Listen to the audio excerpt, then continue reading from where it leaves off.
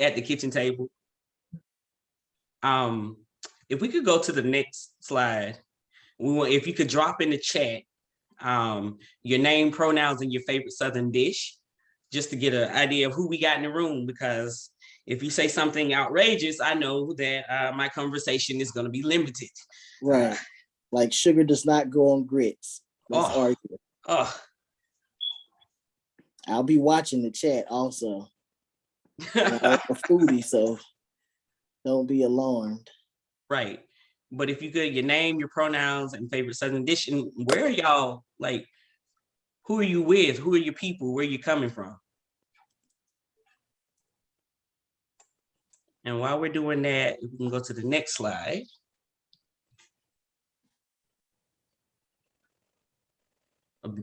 Who we are, and then the next one. I'll let Quentin take over here. Who is TKO? TKO, we are a lot of things. We are at the core, we are a direct support nonprofit. We were founded in 2012 by myself and my wife, Janine Bell. And in 2017, I think what's most important about our organization is that we became Alabama's first and only AIDS service organization. And we actually started our own STD and STI clinic. But the work that we do goes far beyond medical care. We are literally community folks. A lot of our staff members, probably say about 85-90% of our staff are trans folks, or are folks who are queer, or gender nonconforming, lesbian, gay, bisexual folks from the communities that we serve. At the very core, our goal is to help Black trans folks, same gender loving folks, and queer folks be able to access not only primary care, but high quality affirming care, as well as endocrinology services. Next slide. I currently serve as the executive director of this organization, which means I do everything from sweep floors and order supplies, pack up tables, and make sure that vehicles are maintained, all the way over to working with community leaders, other nonprofits, building relationships. And I also, I have the pleasure of doing a lot of the strategic planning and visioning for the organization. So all in all, I'm the dreamer. And I think being a Capricorn, it suits me very well to be the dreamer of the org. I'm the one who gets the dream, and everybody else kind of helps me make that into reality. Next slide. Hi, I'm TC. I use they, them pronouns. I am the Arts and Communications Director. More than that, I would like to think I do a lot of work with our youth who are keeping me on my toes, God. I am country through and through, so you may, if you need me to repeat some words, please don't be afraid to. I'm from Opp, Alabama, which is probably big as my house. And I'm a Sagittarius. And it's important, and we wanted y'all to know our sign so you know what you're getting. Capricorn and the Sag. And when our powers combine. Listen, yes. Don't tell people how old you are, because that was from Captain Planet. I hear some mac and cheese. Come on, mac and cheese and gumbo. Fried green tomatoes. Come on, my God. Come on, fried fish. Now this is where it's gonna get sticky. What type of fried fish? How country are you? Are we talking about brim and perch? Or are we talking about catfish and white fish and all these fancy fishes? Because I can do both. Fried chicken. Come on, chemical engineering student from UA. We see you. Love this. See you. Love this. Okay, so these are people we can be in community with. Okay, all right. Yeah. We don't have to shun anyone. You good? Listen, you know, I'm because okay. You all know how it is when you go to an organized meeting and then the lunch is not lunching. Okay. Ashley Rocker said brim. Ashley, you country. Come on, you come said on. Brim. Come okay. On. All right. We can be friends.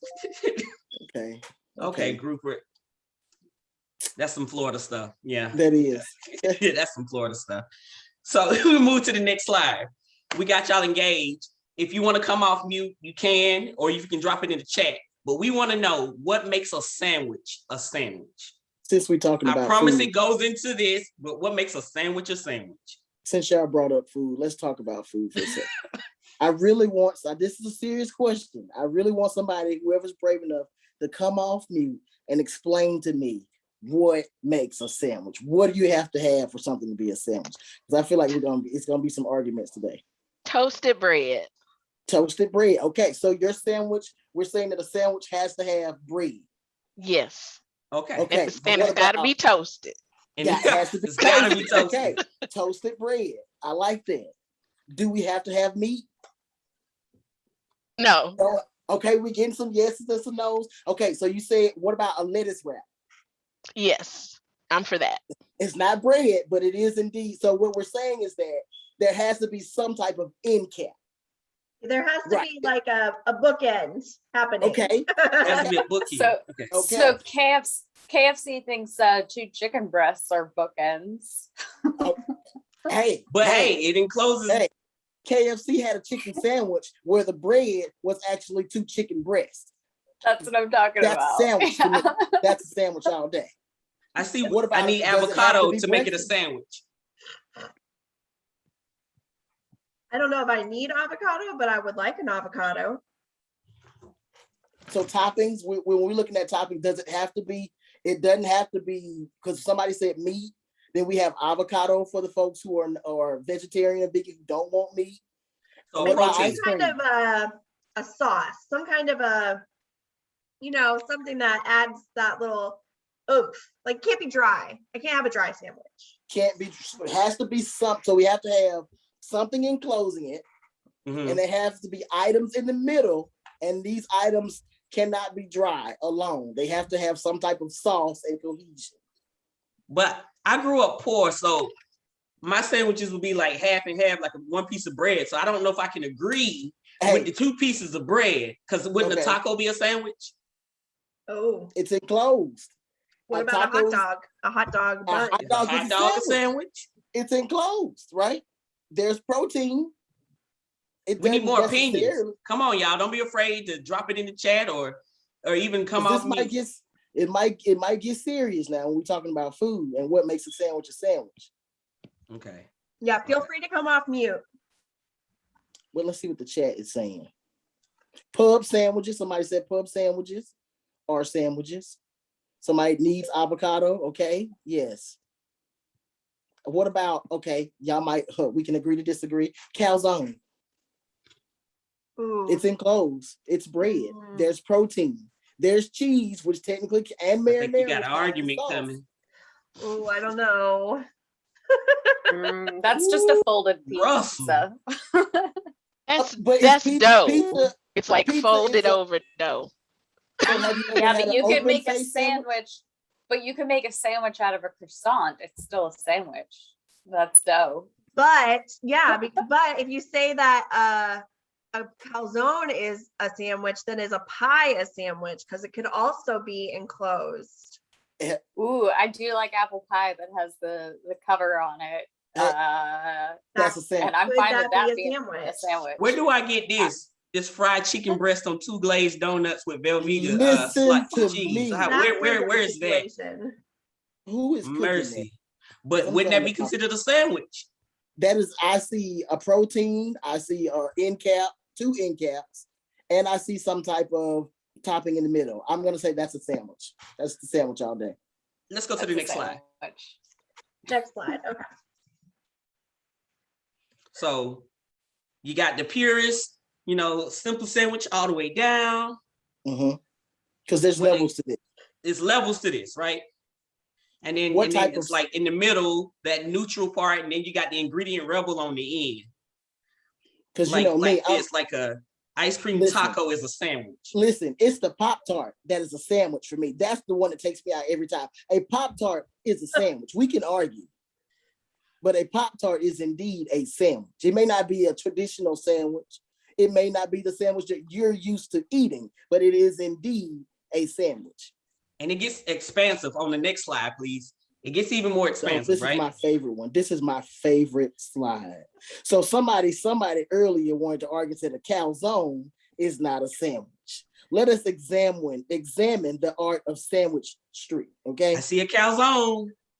A calzone is not only is it a sandwich, it falls under what type of sandwich family do we have?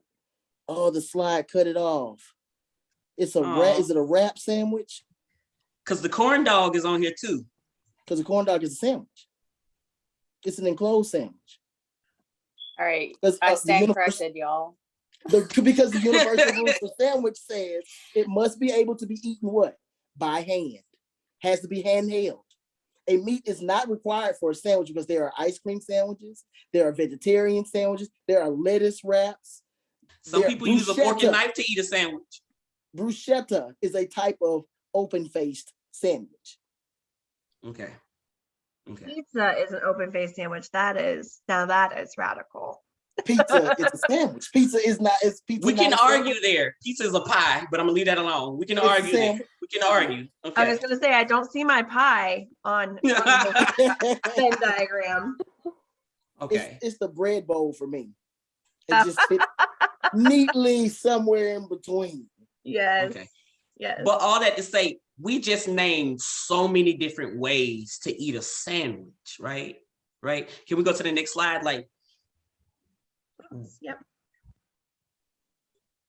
before we even open this, we named all of these different sandwiches, the different ways they can show up. Why is it?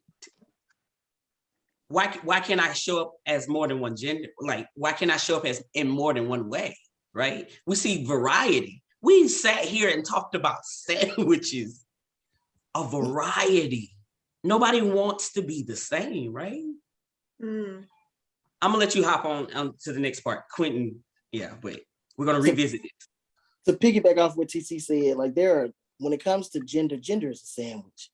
Mm. Gender is a sandwich. There are so many different types of genders and gender identities and forms of expression that go beyond just male and female. Non-binary folks are the bread bowl of sandwiches, okay? They fit somewhere inside and outside, but they are still sandwiches. So when I move people, I ask that you move from thinking about gender in such a binary way, but from here on out, I challenge you to think of gender as a sandwich. And when you see somebody that isn't a traditional sandwich, that you are acknowledging that sandwich in its full capacity, and that you're allowing, give folks the space to show up the ways that they feel whole. This next slide, we're going to watch an interview. It's 3 minutes, and it's with, it's an interview that was done by actor, author, executive producer of Pose, Janet Mock. In Janet Mock's interview, I'm not even gonna talk, I'm just gonna let us watch the interview with Janet Mock. Let me make sure I can do this because I've had issues with video clips in the past. So give me 1 second while I attempt to share this. And we can continue to argue about sandwiches if anybody wants to. My specialty. All right, let's see if this works. So I'm here with Alicia Menendez. Can y'all hear First it? off, you're beautiful. Thank you. Yes. And what's so amazing about you is that if I were to look at you, I would have never not known that you weren't trans. So who was the first person you told your cis to? I have never been asked or felt the need to tell anyone that I was cis. Do you have a vagina? When was the moment that you felt your breast budding? Did you use tampons? I thought we were going to talk about my show. Well, I think we need to get through this. These are just the preliminary questions. When you were going through puberty, did you feel trapped by the changes your body was going through? Did you feel like a girl? I don't even know what that would feel like because I was told that I was. Do you feel that your idea of self, your cisness, holds you back in any way? Just the one thing. What do they need to know about cis people? I think you're incredibly brave to be a cisgender woman in this world. Thank you so much for joining me. Thank you. That was so, wait, that was awful. Like we wrote a lot of these questions and I didn't realize how awful, like even when we were role playing them without you, I didn't realize how awful and invasive some of them would feel and how I feel now like a token. Well, right. I think that's kind of the experience I go through every single time I'm in an interview. And even the good ones, I still feel as if I'm carrying the burden of people, that they're expecting me to communicate all of these things, but then also to give off all this private information about my body and my journey and my life. And, I am very open in my book, so I understand why I'm in that space. But at the same time, I think some of the questions aren't necessary, right? Like the questions about your body. Why do we need to know that? When I was coming into this, I thought we needed to know that as a way of bridging an understanding gap. But when you have the questions turned on you, I understand how much more intimate those questions feel and how they get away from the identity piece of this, which for me has a lot to do with my body, but doesn't necessarily for everyone have to do with the physicality of their sex or their gender. Yeah, what I found so interesting is how uncomfortable I felt asking, but also I came, when I was asking you the questions, I came from a space of entitlement of saying, you need to prove to me that your identity in your body is real. And I'm going to ask you these questions because I need to investigate and really make sure that your identity and your body is real and authentic. Like that's where I was coming from. So and I found myself taking on that role. And I kept on going to the default, because I've heard this so many times, well, our viewers really want to know. And this is something people want to know. Yeah. And it's like, no, you want to know. Yeah. You know what I mean? It's not really like your viewers want to know, but it's an easy space to kind of go to. Yeah, wow. Okay, thank you for that. Wow, that was so good. Thank you. Any comments? Let's talk about it. Like we just a bunch of country cousins. Let's talk about it. We can go ahead and go to the next slide while we talk about it. Okay, all right. Thank you. Feel free to use the chat, mic up, whatever works. How did it make you feel? Was it your first time watching it? Reactions?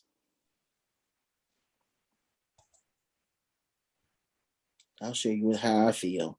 Oh, I don't. sorry, go ahead. No, go ahead. Who wants to talk? Go ahead. I was gonna say I felt invasive. I got defensive, and I wasn't even being asked the questions. I'm like, how dare you ask me how? That part. That part. So yeah. And for me, I think a lot of times people always say, well, you know, when it comes to trans people, you'll be surprised how often once people find out you're trans, how the conversation shifts to that type of conversation. It's like everything else completely goes out the window. Thank you so much for miking up. Anybody else? Anybody else felt grossed out or just felt some type of way about the questions? For me, it was the way that the person who was being interviewed cringed, and she wasn't even trans. She's just like, oh my God.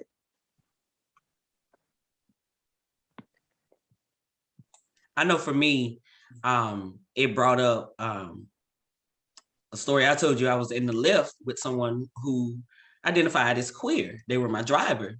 And when they found out I was trans, the first question was, oh, have you had surgery yet? Mm. And it just goes to show, you know, people always assume y'all means all, right? Mhm. But you're still like, even being a part of this expansive alphabet of LGBTQIA or whatever, right? We're still other. Did you have surgeries yet? Like, being mindful of that too. Like, there is this divide and there is this separation. The first time Quentin showed me this video, it took my breath, right? One, that was the first time I heard cisgender, and we'll go into that. I was like, oh, okay. But yeah, that video, my child's grandmother asked him this the other day, he's 12. Yeah, the invasiveness, like how our people, and I do mean our people, and a lot of times it's folks from our families, are so invasive, they don't even realize how offensive some of this stuff is, right? Until you flip it. Yeah. So the next slide. Yeah, we'll go to the next slide and we'll just talk about some of the terms. TC made a good point. When I first, being a trans person, when I first heard cisgender, I still didn't know what it meant. This is just a list of pronouns. Pronouns matter, folks. It's like the most basic thing you can do to affirm a person. And I think what's really important is when Janet Mock says in the interview is, cisgender people expect trans folks to validate their identities. And it's not an expectation that we hold to cisgender people. When somebody walks into the room and we don't know that they're transgender, we don't question what their name is. We don't ask them, what's your birth name? Or what is your parents' name? We don't force people outside of folks who are transgender to validate who they are. We never question folks when they tell us, hey, I'm Susan and I use she, her pronouns. We don't ask Susan, well, why do you use she, her pronouns? Or Susan, what's your name? So just understanding that this is literally the most basic thing a person can do to affirm a person. And it's important that you are affirming folks who are trans by using their using their correct pronouns. Because it's not a preference. Like, this is who I am. I don't prefer to be called he. I am a guy. Like, I am a man. I see myself as a man. I present as a man, and I move through life as a man, which is why I use he, him, and masculine pronouns. And it's never okay to assume a person's pronouns. If anytime, my go-to thing, if you are in doubt, ask. I am much less offended if you ask me my pronouns. I'm going to even be relieved, because I feel like this may be the one interaction I have today where I'm not misgendered. I would much rather you just ask me than to misgender me. And if you do, even if I've given you my pronouns and you mess up, you slip up, because mistakes happen, don't dwell on it. Correct it and move on. Let's not make it a big thing where we need to dwell on me being trans. Like, this, it happened. Let's just keep moving. My favorite rule of thumb, a friend of mine showed me was, told me the apology shouldn't be longer than the incident. That's it. Like, you know what? Thank you for correcting me. Move on. Yeah, that's it. Next slide, please.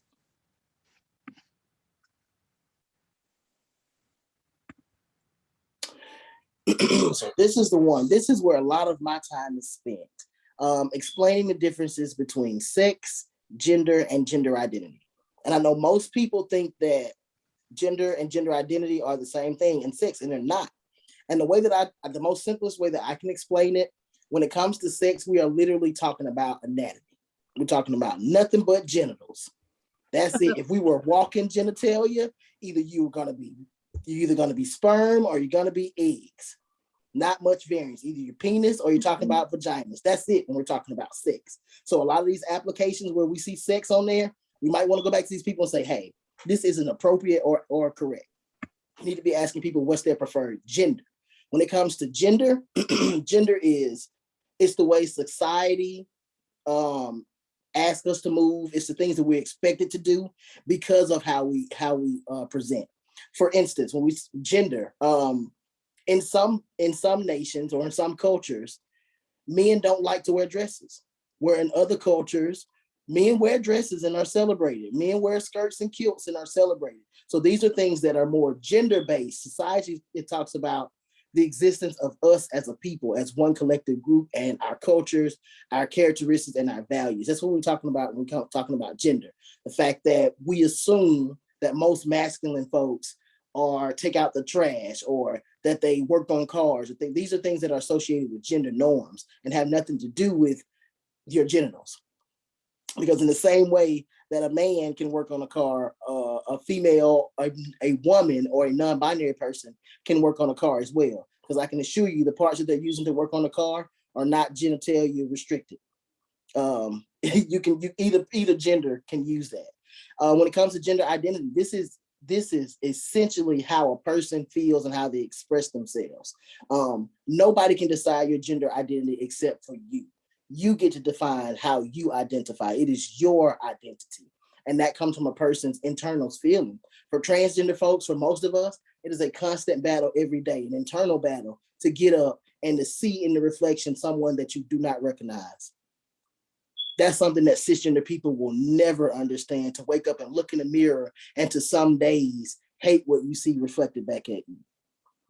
So understanding that when a person puts more energy into making sure that their gender is expressing who they feel that they are, it's a time that it's something that should be celebrated versus shunned or stigmatized. Because the reality is, in the South, people don't have space to just be whole.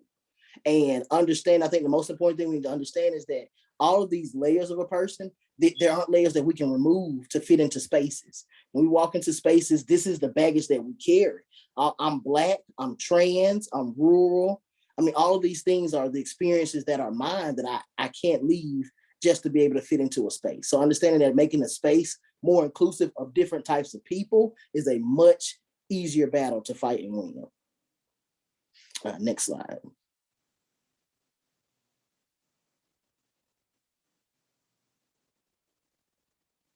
So some common pronouns we talked about. The one that TC pointed out that I struggled with for the longest time was cisgender. I have heard, you don't know the amount of cisgender people I've offended, or so they think, by calling them cisgender. Cisgender is, despite popular belief, it's not a derogatory term. Cisgender literally just means a person who isn't trans, a person who identifies with the sex that they were assigned at birth. So for us, I often use cisgender as an acronym to trans, because I hate when people say, when we're talking about somebody, John, he's a real man, or he's a natural guy, or he's a bio guy. Oh, he's a cisgender male. Got you. That tells me that he's not transgender. Binary itself is literally just a classification, meaning binary, meaning bi, meaning two. So we're talking about only two classifications of gender: male, female, which doesn't leave space for folks who are not non-binary or who are gender non-conforming. Gender identity, like we discussed, is simply talking about how that person's own internal identity, who they feel they are. Non-binary is an umbrella term for people whose gender identity does not fit simply within as male or female. Some folks who are non-binary see themselves as a combination of both genders, or completely outside of the gender norm, defy all odds of what you think of traditional gender. And pronouns, as we know, as we all learned in third grade elementary English, pronoun is simply a noun, a word that replaces a noun, a proper noun. We're not making up anything. It's not new. I promise you, this stuff has been around for ages. I do want to answer, because I knew this question was going to come up, Zir, the origin. Mm-hmm. Because I wondered that myself. So Zir are considered neo-pronouns, dating back as early as the 70s. But also, I think the first time it was really seen, maybe in like academia, was like the late 90s. But it was to give other options other than he or she. Yeah, but I'm still researching that because it is so fascinating to me, Vanessa. So next slide.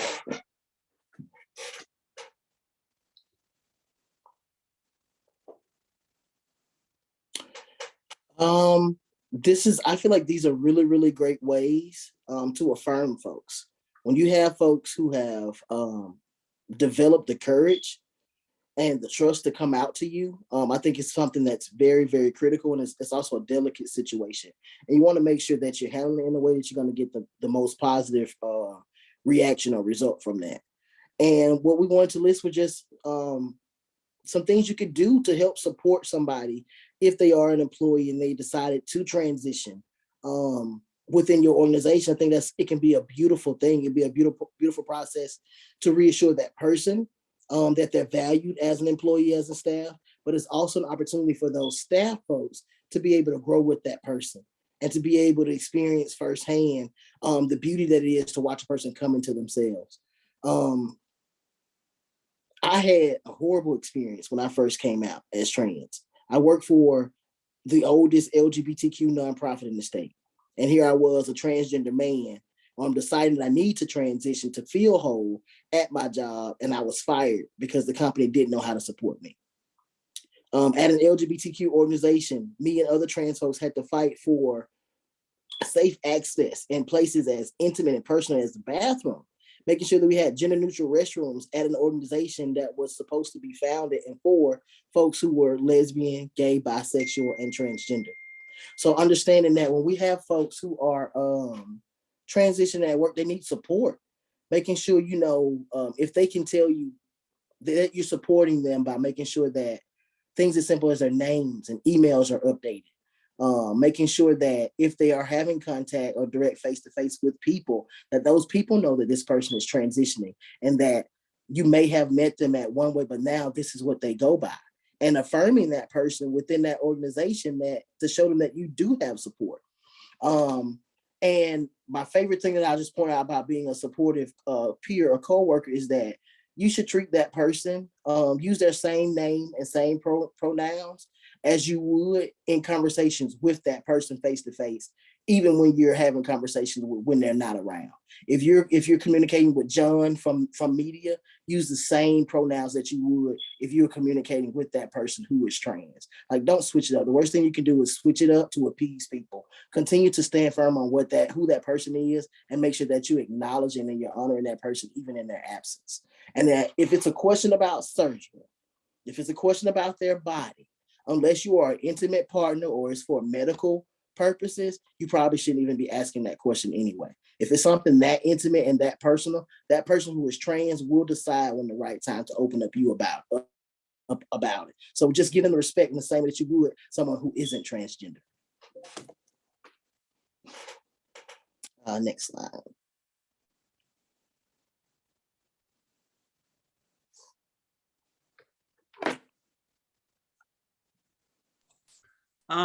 Just touching on, I really wanted us to bring in,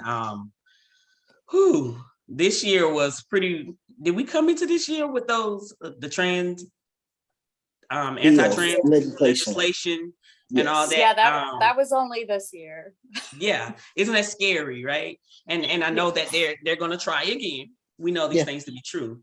It's already pre-filed. Just got this information, yeah. And I'm bringing this to the front. Trans people advocate for themselves every day. Every day that we get up, every day that we continue to move through this world is an act of resistance. Mm-hmm. It is a silent protest often, you know? Trans kids need more people to advocate. And it's gonna take more than just trans organizations on the ground in the communities. We need more than just parents too, because I know a lot of our parents, especially with Black and brown youth, they're terrified, you know, but we need more people. We need more, and I use the word, we use the word too loosely, but we need more allies advocating for these kids. Mm-hmm. Because if they're coming for our kids, they'll be coming for yours soon too. So protect trans kids, all trans kids. Next slide. Actually, that's the specific hashtag that we used around the legislation of protect Alabama trans kids. But yeah, it is protect all trans kids. We wanted to leave more room for questions and things, but we wanted to make sure that you're aware of our queer sex ed curriculum. We've already released one comic book, Slow Dance. It's about a trans masculine romance, but also we're going to talk about what it is to be trans and intersex. I know we didn't touch very much on here, but we would love to go dive deeper into that if y'all have us back. Would love to come back, but like we have a queer sex ed curriculum that is very inclusive. This is the first time in my 30-something years on this earth that I saw myself. Had I had language years ago, because I couldn't imagine coming out trans in Opp, Alabama, you know, especially as a youth minister in this small town. But had I had language or saw myself, maybe I wouldn't have done the things I did to survive. If I had a place for that, for me to grow as a person. Next slide.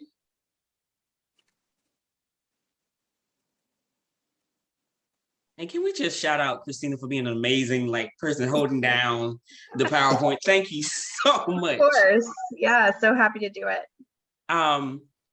The Queer and Transgender Resilience Workbook. Quentin actually put me onto this. This is when I realized, you know what, maybe I am trans. I didn't really have a lot of language, but he did. And this is a man who transitioned by himself down in Selma, not like you can't advocate and say what happened, but this was my example. And he gave me a workbook. And I'm like, what the hell am I gonna do with a workbook? But I strongly encourage y'all, as advocates, as parents, even giving it to, youth. This book has changed my life, the Queer and Transgender Resilience Workbook. We even have a friend who helped put this together. This book is life-changing, and it can help with bridge conversations in your community. And beyond the gender binary, I'm doing a lot of talking, so hop in here, Q. I don't want to take over, but Beyond the Gender Binary is a small pocket book, what they call Pocket Change Collective. This book, I gave it to my mother, who sat and read it in my house. I thought she was going to take it home. And she was like, oh my God, this is how you feel? Like little things like this. And it also is a form of I love you too.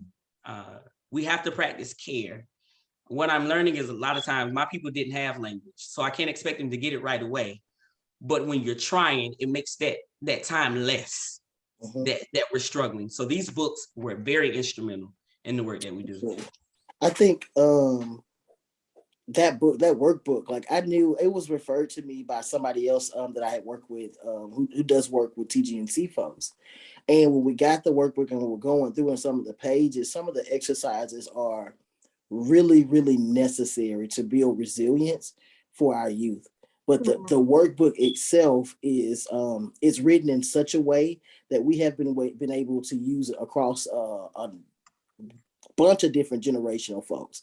We actually sent copies of this workbook to one of the local prisons here in Alabama. We have a group of trans women who meet within the prison system who have been allowed to have a support group, and they wanted to have things to work on. So we were able to work with that particular detention facility to get them that workbook so that they could have structured sessions to do in the jails, because people just aren't coming for them.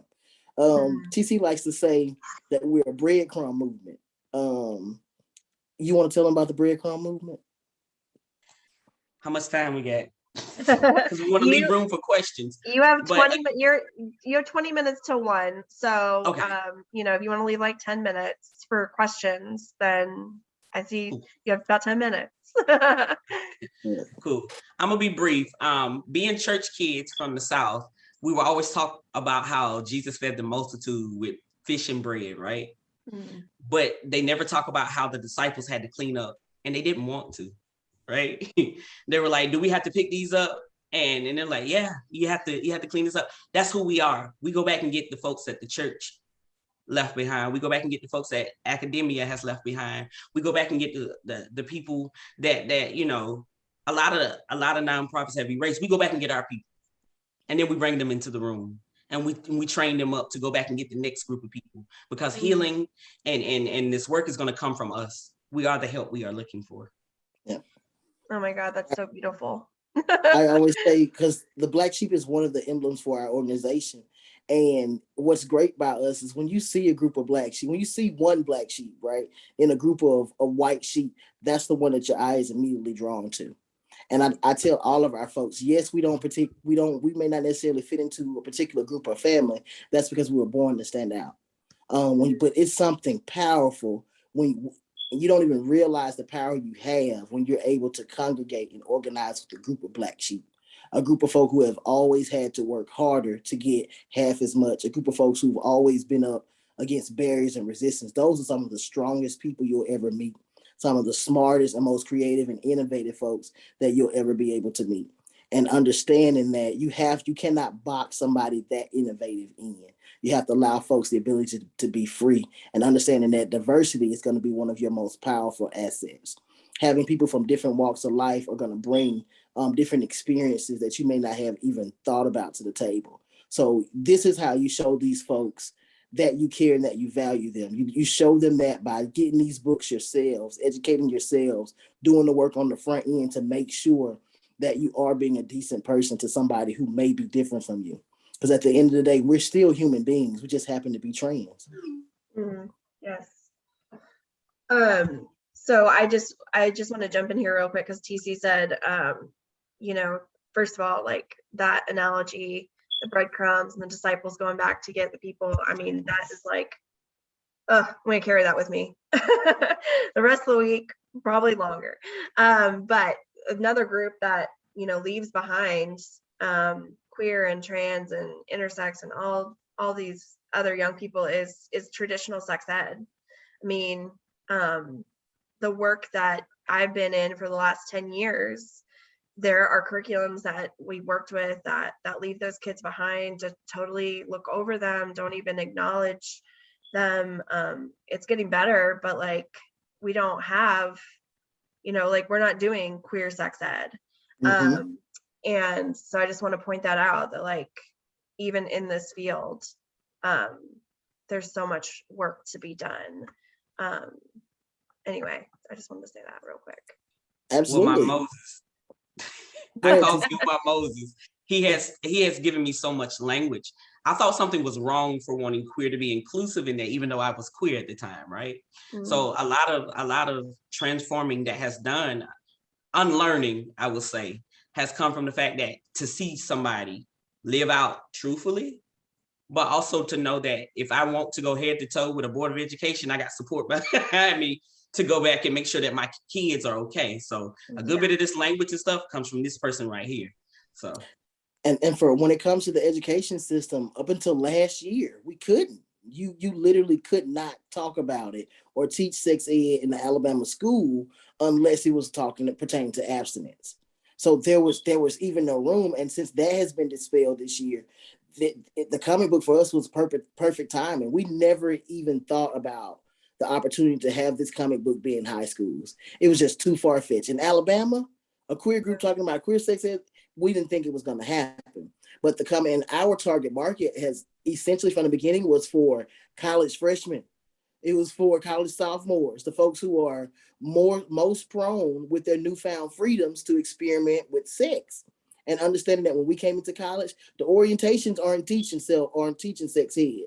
We need to be teaching sex ed. And if we have an opportunity to create a system, why not ensure that it is inclusive? In the same way that, we see children are going to have access to it, making sure that they know the truth about sex, period. And that it's just not, I think we have to get away from being so heteronormative or so cis sexist, assuming that everyone is heterosexual and that everybody is cisgender. Once we step away from those two concepts and understand that there is sex outside of just straight penetrative sex, there's so many different types of sex that goes beyond gender. Just being able to see things outside of such a binary way I feel like is the key to just really exploring and understanding those concepts more. Yeah, absolutely. Yeah. For anyone who doesn't know, Quentin was just talking about the sex ed law that changed. It went into effect in July.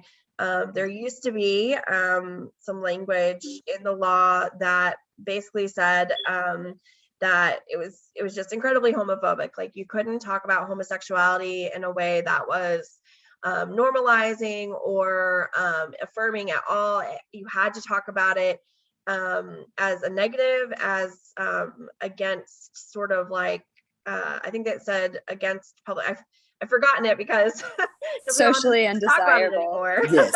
Mm-hmm.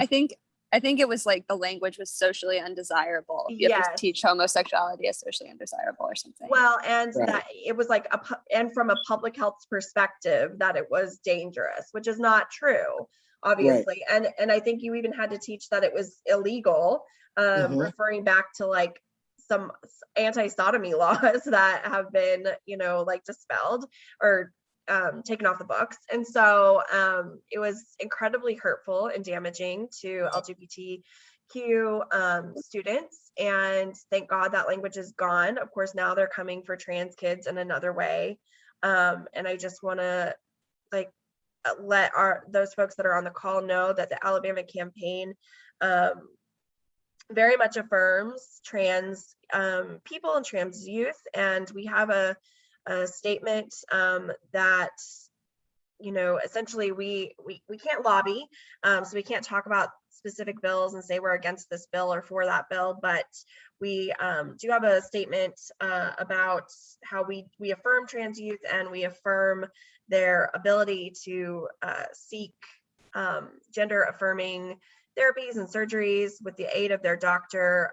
If you look into these legislations that are happening all over the country, the American Academy of Pediatrics, all these medical groups are against these bills that are going into effect. And so I would just encourage you to take a look at our statement, take a look at who's behind these lobbying actions, and stand up for trans folks and trans kids. They're already so at risk. I mean, this is so damaging for them. Absolutely.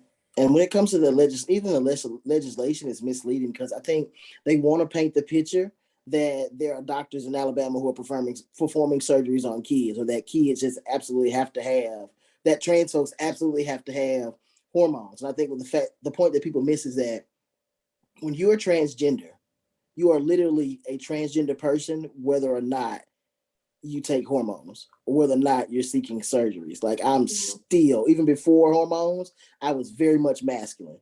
I was very much presenting masculine. I hated my name and went by Q even before I got it legally changed. So there are so many other ways that you can affirm a child's gender identity outside of surgeries. But to go as far and just to deny somebody medical treatment is not only a violation of their civil rights, but it's also not a responsibility that we feel like legislators and politicians should be making over those children's own parents.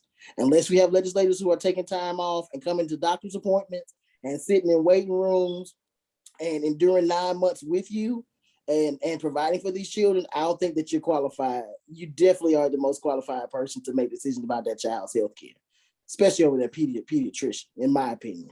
We have 10 minutes. 100%. Yeah. And go to the last slide. This is good stuff. We can go on and on, but I want to make sure we give room for people to hop into.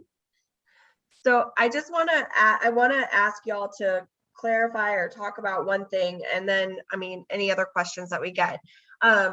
So you mentioned intersex, and we talked a lot about transgender, and we have our Transgender Day of Remembrance this year, remembering all those trans folks who have died and gone before us. But can you please touch quickly on intersex? What does that word mean? What are some of the things that those folks face, just so that folks that are on the presentation know what we're talking about when we say that word? You want to grab it? Tag team. Come on. I know for a lot of us Southern folks, I don't know if you grew up like I did, but I miss my grandmother every day, but she was a bigot. Okay. a short, tiny bigot who used the incorrect terminology of it's where we get dyke from, right? For Black folks, like what was it? Hermaphrodite. Hermaphrodite. Bull dagger. Yeah, I'll let you take on from there. So when we're talking about intersex, we're talking about folks who are outside of traditional, again, gender and sex, outside of traditional sex. And when we're talking about sex, we already discussed that sex is looking at genitals, anatomy, reproductive systems. So somebody who's intersex, just like somebody who's non-binary, their body literally falls outside of what you would traditionally think. For a number of reasons, whether it's chromosomes, whether it's reproductive systems, it's just not a traditional reproductive system. And there's nothing wrong with that. That's how these people are born. And people still need to have space to be able to make decisions about their bodies. Intersex folks are just like other folks. Unless they disclose to you these things, still treat them the same. Still, like, don't assume, don't ask people questions about their genitals. Just a rule of thumb. Unless you're intimate with somebody, just don't ask them about their genitals. It's just not a cool thing to do. But understanding that intersex folks could be folks who have XY, XX chromosomes, but present differently than what you would assume somebody has XX chromosomes are. They have XXY chromosomes. Like, we can get into a really deep conversation about intersex folks, but understanding that in general, we're talking about folks whose sex is outside of the traditional, what we would think for sex. Yes, and a lot of times intersex children as infants will have surgeries performed on them. Between the doctor and the parents, they'll decide, okay, we're going to go, they have sort of this ambiguous reproductive system, or maybe a large clitoris or a small penis, whatever the case may be. And they'll say, okay, well, we're going to perform this surgery and they're going to be female, or we're going to perform this surgery and they're going to be male. And so that happens in infancy for some of these people. And taking away sort of their right to make those decisions for themselves later on in life can cause all kinds of issues down the road. And so just important to lift up those experiences and to know about them and to know what's going on with the intersex community. Absolutely. Okay, what questions do folks have? We have about 8 minutes left. You can take yourself off mute or you can drop in the chat any questions. I have a question. Thank you for this presentation. This has been really great. I came with a question about intersex and like how to incorporate that. I felt like that's been a gap in the queer or in the sex education, comprehensive, inclusive sex education that I've seen. Like we're starting to see curriculum and lesson plans around gender as like spectrum, and like not like about pronouns and everything, but not so much about like understanding sex as a spectrum or non-binary thing. So I was wondering, I'm really curious to read the queer sex ed curriculum that y'all have. I don't know if that's like online somewhere. I would be really interested to read it. But yeah, so I was wondering if you had like ideas on like activities or how to incorporate that into a classroom lesson plan. And then while you were presenting, I also had a question about the program that you do with trans folks who are incarcerated. I have a pen pal who is trans at St. Clair, and I was curious about the workbook and like whether or not people who are like out and comfortable with their trans identity like would find that workbook useful, and other like sort of resources for folks that are incarcerated. I know that she's like trying to get like policies passed that would like allow her to grow her hair out and like access like feminine hygiene resources and that kind of stuff. I was curious to hear what your experience is working with the I don't know what facility you mentioned, but yeah. I know that was a lot of questions, sorry. It's fine. Great question, great information. And I'm with you with the sex ed curriculum and being more inclusive for intersex folks. It's just the thing that you just have to rip the Band-Aid off. Like we have to start talking about it. And I feel like youth, I don't think we give kids enough credit. Children and youth, they are some of the most understanding people I have met. One thing about kids, especially those in the age range of 3 and up, 3 to 7 is that sweet spot where they really don't care what you think. They're gonna be honest with you about it. So just explaining to them, giving them options, understanding that it's not just black and white, it's not just male and female, that there are a range of places and sex is just as diverse as gender is. And understanding in the same way that we can teach folks how to give folks room who are non-binary to show up in a way that feels comfortable, we should be able to have those same conversations for folks who are when it's in regards to sex. Like it should be the same conversations that we're having. When it comes to the incarcerated folks, I'm gonna let TC hop in. Okay, what we've done is you want to go ahead? No, I had something about the intersex, but go ahead, the intersex piece. Go ahead, you ahead, and I'll piggyback afterwards about the incarceration. It would help. Like there's a group I want to say in North Carolina that's doing more work around. I'll find the information. I didn't recognize you with this hat on, so there's that. So I emailed it to you. But there's a group in North Carolina that's doing work around that. What I remember again from Alabama, there was they had an intersex student. And even though she had already had quote unquote surgery or whatever, they still made her dress in another room, right? Yeah. So another part of this is going to have to be taking away the shame of it, right? And the care, because she was way older than us, but they would make her dress in the coach's office, even though she was one of the girls, right? We have to be careful in that. Like I think public education has never had care, if we're going to be honest, has never had care. And we're going to have to do some, if we're not going to get rid of it, we're going to have to do some reconstructing of it. And it's going to have to be the care part of it. I can't we see how long it took us to be able to stop talking about queer sex as being immoral, right? We got a whole nother uphill battle because now you're talking about, okay, we believe the parents to make the right decisions, right? Now we're taking a whole nother avenue of, it can go on and on, but I'm gonna let you hop onto the prison piece, but we'll talk. We'll definitely talk. Okay, and is that Lyle? Thank you. When it comes to incarcerated folks, the previous administration, choose my words carefully, the previous administration, they came in and recalled a lot of executive orders that President Obama implemented in regards to gender identity and sex.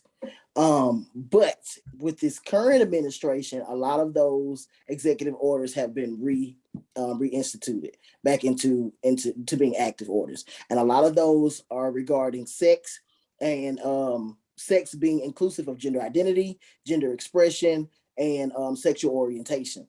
So a lot of these prisons are by law supposed to be, if they make it available to folks who present as male, then folks who present other than male have to also have access to those things in their commissary as well. So makeup, certain syringes, certain hair products, they are supposed to be carrying inside of that prison facility for folks who are transgender.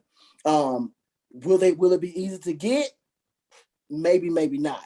But advocating for what you have, what is your right, has been successful. That's how these women were able to get their groups. You had one or two women who kept going to their COs, kept going to the warden, writing letters and complaining about not having their civil rights violated because they didn't have access to basic resources. And it's gonna take an effort. But eventually we were able to work directly with the COs to get resources into them. Once the commissary started carrying certain things, they were fine. They were able to get access to what they want, including their HRT. We've even taken a step, because we are a STD, STI clinic and we have a universal healthcare system. We're able to get into the prison systems, into the jails, and work with folks who are trained to provide them healthcare there.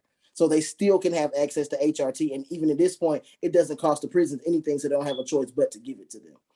The easiest things to get into the facilities, though, are going to be your books. A lot of the other things, socks and the things that they need, have to be special ordered through special companies. But sometimes they can get maybe 1 or 2 books a month. So being able to provide things that they can not only use, like workbooks, that they can then collectively use in groups, definitely helps. But anytime you can send books or materials, that's something they could possibly always get into the system. But you do need to be on their list, or at least have a contact there.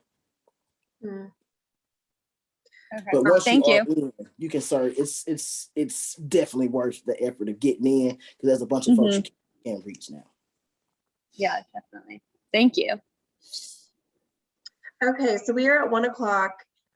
Quentin and TC, thank you so much. This has been wonderful. I saw lots of affirming comments throughout the chat, throughout the presentation. So I think, everyone hopefully feels the same, that this was just great information, wonderfully presented. Loved having y'all here. Definitely we'll find a way to get y'all back.